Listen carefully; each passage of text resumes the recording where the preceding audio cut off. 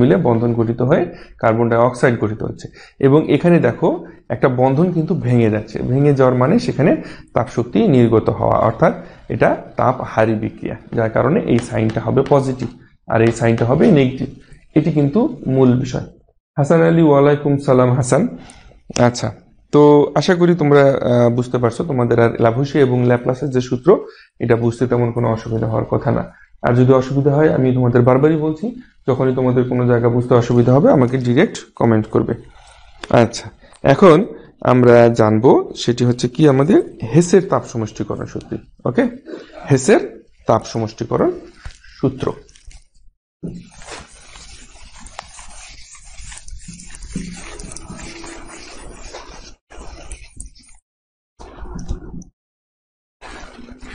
আচ্ছা, হেসের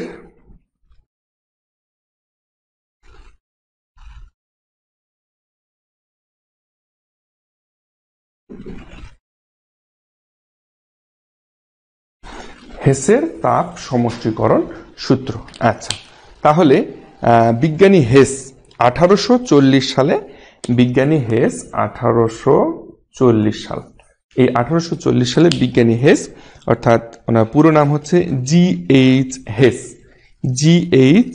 হেস, তাপ রসায়নের আরেকটি সূত্র তিনি অবতারণা করেন, যে সূত্রটাকে তার নাম অনুযায়ী বলা হয় হেসের সূত্র বা হেসের তাপ সমষ্টিকরণ সূত্র। সূত্রটি কি? সূত্রটি হচ্ছে যে কোনো বিক্রিয়ায় বিক্রিয়ক এবং উৎপাদ যদি স্থির থাকে, কোনো বিক্রিয়ায় বিক্রিয়ক এবং উৎপাদ যদি স্থির থাকে, তবে বিক্রিয়াটি এক ধাপে ঘটুক অথবা একাধিক ধাপে ঘটুক, প্রতি ক্ষেত্রেই মোট বিক্রিয়া তাপটা স্থির থাকবে। ভালো করে লক্ষ্য করো, কোনো বিক্রিয়ায় বিক্রিয়ক এবং উৎপাদ যদি স্থির থাকে, তাহলে বিক্রিয়াটি একটা ধাপে ঘটুক আর একাধিক ধাপে ঘটুক, এক ধাপে ঘটুক আর একাধিক ধাপে ঘটুক, প্রত্যেক ক্ষেত্রে মোট বিক্রিয়া তাপটা স্থির থাকবে। আচ্ছা, এখন আমরা একটু বিশ্লেষণে আসি।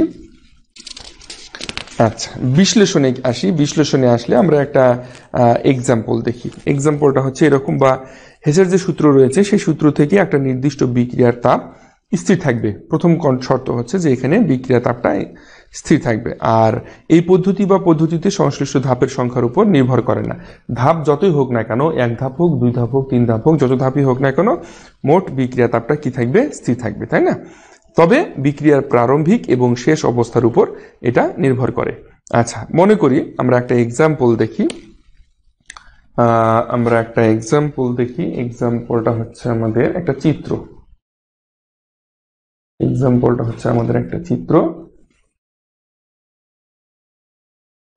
আচ্ছা, এইটা হচ্ছে এ, এইটা হচ্ছে বি, এইটা হচ্ছে সি।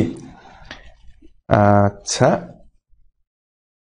এই দিকে তীর চিহ্ন একটা দেওয়া হলো, এই দিকে তীর চিহ্ন দেওয়া হলো। আমি তোমাদেরকে এগুলো সব বুঝিয়ে দেবো, অসুবিধা নেই। আচ্ছা আচ্ছা, এইটা আমাদের হবে ডেল এইচ 1, এটা হবে আমাদের ডেল এইচ 2, আর এইটা হবে আমাদের ডেল এইচ 3। আচ্ছা, আমি এখন তোমাদেরকে এই চিত্র থেকে হেসের যে তাপ সমষ্টিকরণ সূত্রটা, এই তাপ সমষ্টিকরণ সূত্রটা একটু ডিটেলসে দেখিয়ে দিচ্ছি।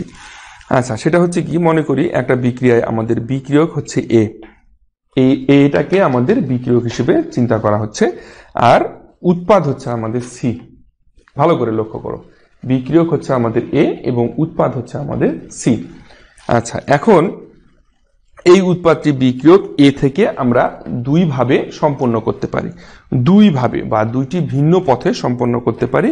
ধরে নিলাম প্রথম ধাপ হচ্ছে আমাদের এইটা ডেল এইচ 1, অর্থাৎ এ থেকে ডিরেক্ট এক ধাপে আমরা আমাদের যে প্রোডাক্টটা রয়েছে সি, সেটা আমরা তৈরি করতে পারি এ থেকে, অর্থাৎ বিক্রিয়ক থেকে সি, এ থেকে সি, এইটা আমরা ডিরেক্ট তৈরি করতে পারি, এটা এক ধাপ। আর এই জন্য তীর চিহ্নটা এইদিকে দেওয়া আছে। ওকে, আচ্ছা, এখন যদি আমরা এ থেকে বি তৈরি করি, দেখো এই চিহ্নটা এইদিকে, এ অর্থাৎ বিক্রিয়ক হচ্ছে আমাদের এ থেকে বি তৈরি করলাম, এটা একটা ধাপ। আবার বি থেকে আমরা সি তৈরি করলাম, এটা আমাদের দ্বিতীয় ধাপ। ঠিক আছে, তাহলে ভালো করে লক্ষ্য করে দেখো, এ থেকে এ হচ্ছে আমাদের বিক্রিয়ক, এ থেকে আমরা ডিরেক্ট সি তৈরি করতে পারি। এটা হচ্ছে প্রথম পদ্ধতি আমাদের। দ্বিতীয় পদ্ধতিটা হচ্ছে যে এই পদ্ধতিতে আমাদের দুটো ধাপে বিক্রিয়া সম্পন্ন হবে। এক হচ্ছে এ থেকে বি তৈরি হবে, আবার বি থেকে সি তৈরি হবে। ঠিক আছে? আচ্ছা, তাহলে আমরা এখন বলতে পারি, ধরো এ থেকে আচ্ছা আমি এটাকে একটু গোল করে দিই, দেখতে ভালো লাগবে। আচ্ছা আচ্ছা, এখন আমরা এ থেকে ডিরেক্ট সি পেতে পারি, তাই না? ডিরেক্ট আমরা সি পেতে পারি, সেটা হচ্ছে আমাদের ডেল এইচ ওয়ান, সেটা হচ্ছে আমাদের ডেল এইচ ওয়ান।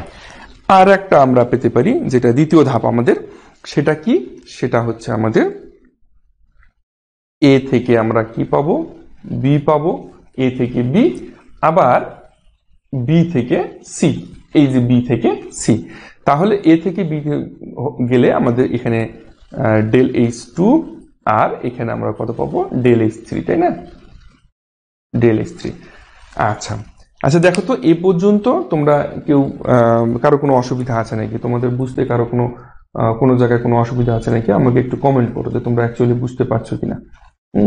এই অদ্রিজা আছো? অদ্রিজা যদি থাকো একটু কমেন্ট করো দেখি। তারপর রবিউল ইসলাম, এরা নতুন জয়েন করছে, তো তোমরা আজকের ক্লাসগুলো কি অ্যাকচুয়ালি বুঝতে পারছো কিনা একটু কমেন্ট করো, যে বোঝা যাচ্ছে কিনা, বা আমি তোমাদেরকে বোঝাতে পারছি কিনা অ্যাকচুয়ালি।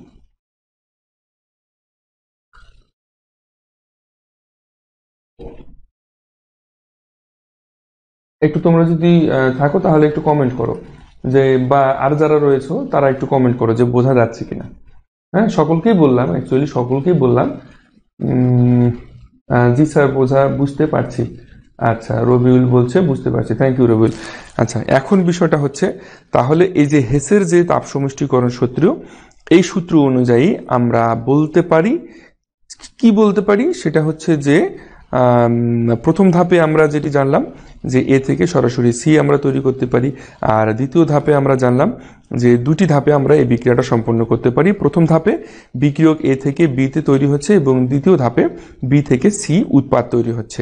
এখন প্রথম এবং দ্বিতীয় ধাপে শক্তির যে পরিবর্তন, এই পরিবর্তনটা হচ্ছে আমাদের ডেল এইচ টু এবং del H three. Okay, del H two এবং ডেল এইচ থ্রি। জি স্যার, বুঝতে পারছি। হাসান আলী বুঝছি স্যার। আচ্ছা, ঋতু বুঝছি স্যার। আরিয়ান সবুজ, নো প্রবলেম, থ্যাংক ইউ। সবাইকে অনেক ধন্যবাদ যে তোমরা বুঝতে পারছো। আচ্ছা, এখন দেখো, হ্যাঁ, এভাবে মাঝে মাঝে একটু তোমরা কমেন্ট করবে, তাহলে আমি বুঝতে পারবো যে তোমাদের কোনো সমস্যা নেই। তো এখন দেখো, সেটা হচ্ছে যে আচ্ছা, তাহলে হেসের যে সূত্র রয়েছে, এই হেসের সূত্র অনুযায়ী আমরা কি লিখতে পারি? হেসের সূত্র অনুযায়ী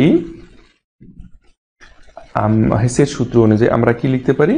ডেল এইচ ওয়ান সমান সমান del H two plus del H three. Okay, del H one সমান সমান del H two plus del H three. তাহলে এই হচ্ছে আমাদের হেসের তাপ সমষ্টিকরণ সূত্র এবং সূত্রের ব্যাখ্যা। মাঝখানে যে ভাষাগুলো ছিল এগুলো কিন্তু আমি মুখে বললাম, এগুলো তোমাদেরকে কিন্তু লিখতে হবে। কেমন? এগুলো তোমাদেরকে লিখতে হবে। আচ্ছা, আর ফাইনালি তাহলে হেসের যে তাপ সমষ্টিকরণ সূত্র, এই এক্সাম্পল অনুযায়ী আমরা লিখতে পারি ডেল এইচ ওয়ান সমান সমান del H two plus del H three. Okay, আচ্ছা, আমরা একটা এক্সাম্পল দেখি। যদিও বা এই এক্সাম্পলটা একটা অ্যাডভান্স লেভেলের এক্সাম্পল, অর্থাৎ এই এক্সাম্পলগুলো সাধারণত বেসিক ক্লাসে দেখানো হয় না, কারণ বুঝতে অসুবিধা হয়। ফার্স্ট টাইম দেখালে বুঝতে অসুবিধা হয়। তো যাই হোক, তারপরে আমি তোমাদেরকে দেখাচ্ছি, তোমাদের যত অসুবিধা আছে সবগুলো অসুবিধাকে দূর করার জন্য।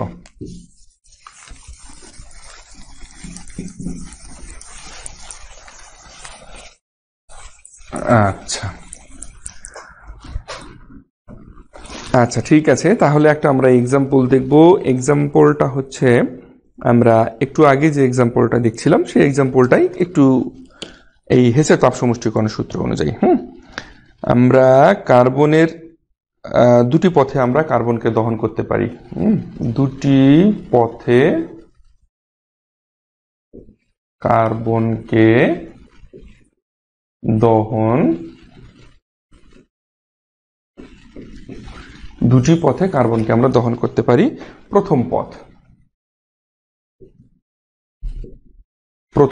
প্রথম পথটা হচ্ছে কি আমাদের যে কার্বন সলিড প্লাস আমাদের যে অক্সিজেন